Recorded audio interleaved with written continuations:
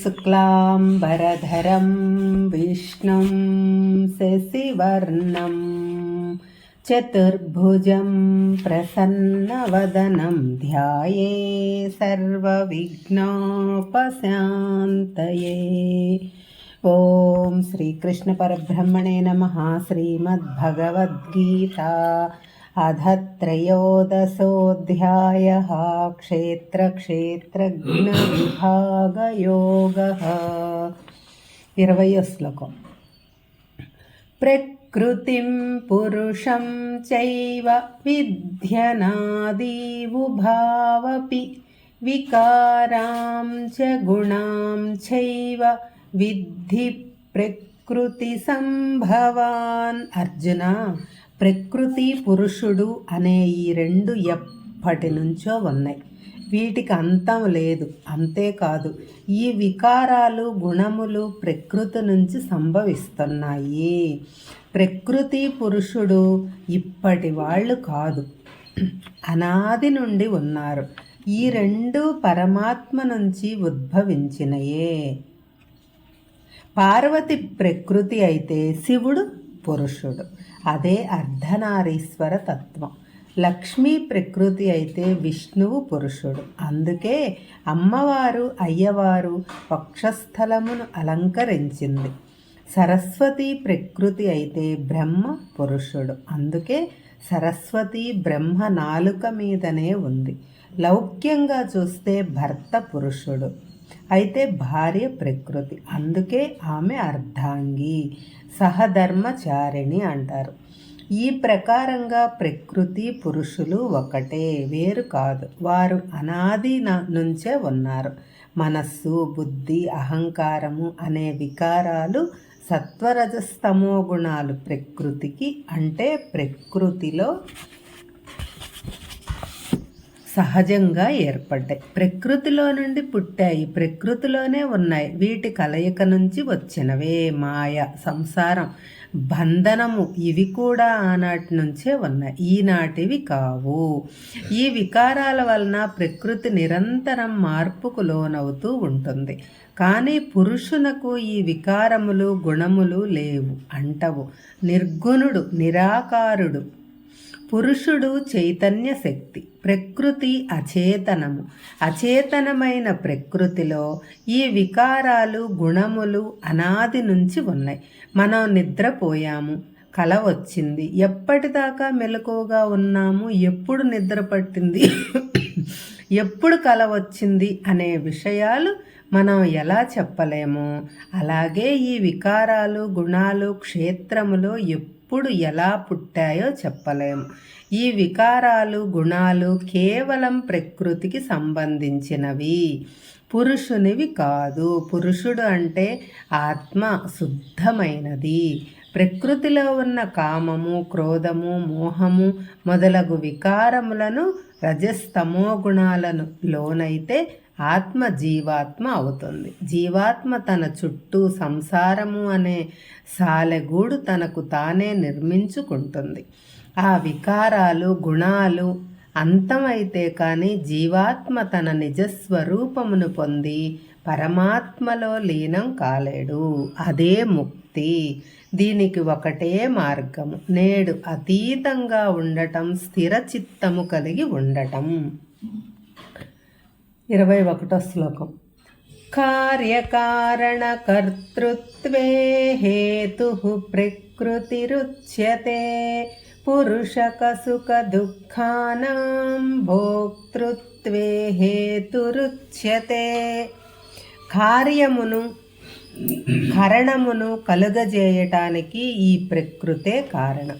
కార్యముల వలన కలిగే సుఖ దుఃఖాలను అనుభవించటానికి పురుషుడే కారణము అని చెప్పబడుతుంది. ఇదివరకు శ్లోకంలో ప్రకృతి పురుషుడు అని చెప్పుకున్నాం. ఈ పురుషుడు ప్రకృతిలో లీనమైతే ఎన్నో కార్యక్రమాలు చేస్తుంటాడు. ఆ కార్యములు చేయటానికి ఏవేవో కారణాలు ఉంటాయి. ఇది సహజం. ఈ కార్యములను వాటి కారణములకు మూలం. ఈ ప్రకృతిలో ఉన్న వస్తువుల కోసం ఏవేవో పనులు చేస్తుంటాడు పురుషుడు. ఆ పనులు చేయటం వల్ల సుఖము దుఃఖము కలుగుతుంటాయి. పురుషుడు అనే జీవాత్మ ఆ సుఖ దుఃఖములను అనుభవిస్తున్నట్టు భ్రమ చెందుతుంటాడు. నిజానికి సుఖము దుఃఖము అనేవి లేవు, అవి కేవలం మానసిక స్పందనలు. కారణమునకు మూలం ప్రకృతి, వాటి వలన కలిగే సుఖ దుఃఖములకు మూలం పురుషుడు. నిజానికి పురుషునికి ఎటువంటి సుఖ దుఃఖములు వికారములు లేవు, కానీ ప్రకృతిలో ఉండి కార్యములు చేయటం వలన ఆ కార్యముల వలన కలిగే సుఖ దుఃఖములను జడమైన ప్రకృతి అనుభవించలేదు. కాబట్టి ఆ కార్యములు చేస్తున్న పురుషుడు సుఖ దుఃఖములు అనుభవిస్తున్నట్టు కనిపిస్తున్నాడు, కానీ పురుషునికి ఏ వికారములు అంటవు. 22వ శ్లోకం. పురుషః ప్రకృతిస్థో హి భుంక్తే ప్రకృతిజ్ఞాన్ గుణాన్ కారణం గుణసంగోస్య సదసద్యో నిజన్మసు.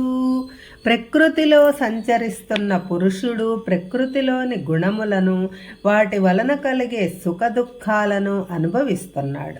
పురుషుడు ఆయా గుణములతో చేరి కర్మలు చేయటం వలననే మంచి చెడు జన్మలు వస్తున్నాయి. ఈ పురుషుడు అను నిత్యము ప్రకృతి గుణములలో వికారములలో మునిగి తేలుతున్నాడు. జీవుడిగా మారి వాటిని అనుభవిస్తుంటాడు. వాటి వలన వచ్చే సుఖ దుఃఖాలను పొందుతూ ఉంటాడు. గుణములతో కూడిన కర్మల వలన వాసనలు ఏర్పడతాయి. ఆ వాసనల ప్రభావంతోనే మంచి చెడ్డ జన్మలు జీవుడు పొందుతున్నాడు. ఈ జనన మరణ చక్రంలో తిరుగుతుంటాడు. కాబట్టి పురుషుడు ఈ ప్రకృతిలోని వికారములతో గుణములతో సంయోగం చెందటం వలననే అతని బంధనముల కారణం అవుతున్నాయి. అతనికి ఉత్తమ నీచ జన్మలు కలుగుతున్నాయి. జీవాత్మ అసలు రూపము పరిశుద్ధమైన ఆత్మస్వరూపం, కానీ ఆ ఆత్మ ప్రకృతిలోని రజస్తమో గుణములలో కామక్రోధ మోహ మొదలగు వికారములలో మలినమై జీవాత్మగా మారి నేను అనే అహంకారాన్ని సంతరించుకుంటుంది. నేను ఇదంతా చేస్తున్నాను, ఇదంతా నా వలననే జరుగుతూ ఉంది అని అనుకుంటూ కర్మలు చేస్తూ ఉంది. వాటి వలన కలిగే సుఖ దుఃఖాలను అనుభవిస్తూ ఉంది. వాసనలను మూటగట్టుకుంటూ ఉంది. అవే మరు జన్మకు హేతు అవుతాయి. ఈ పరిస్థితులలో మానవులు తన విఘ్నత ఉపయోగించి ఈ సంసారము నుంచి బయటపడాలి. జనన మరణ చక్రానికి పునాది రజస్తమో గుణములతో కలియటం, కామక్రోధ లోభములు అనే వికారములు పొందటం.